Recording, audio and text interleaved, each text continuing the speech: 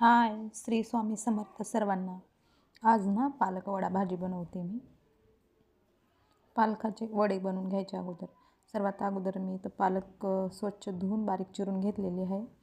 त्याच्यामध्ये मीठ टाकून थोडंसं 5-10 मिनटं बाजूला ठेवायचं. मग त्याचं ना पाणी निघतं आणि पालक आपलं म्हणजे वडे करायला सोपं जातं.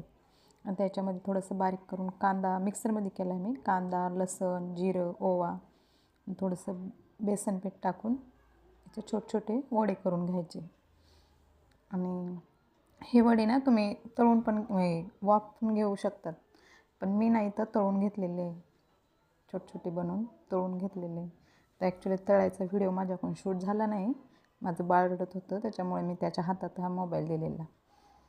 तर ही रेसिपी ना मी फूड चॅनलवरती बघितलेली होती एकदा. 2012 किंवा 13मध्ये माझं लग्न झालेलं. तेव्हा मला स्वयंपाक बनवायला येत नव्हता एवढा.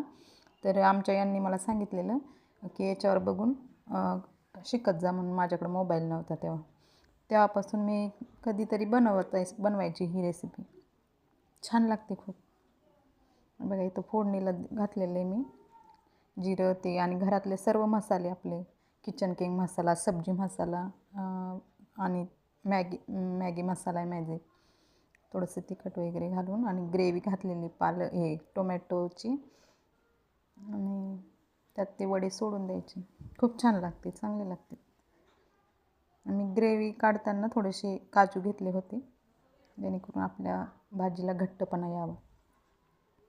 हे बघा छान आहेत.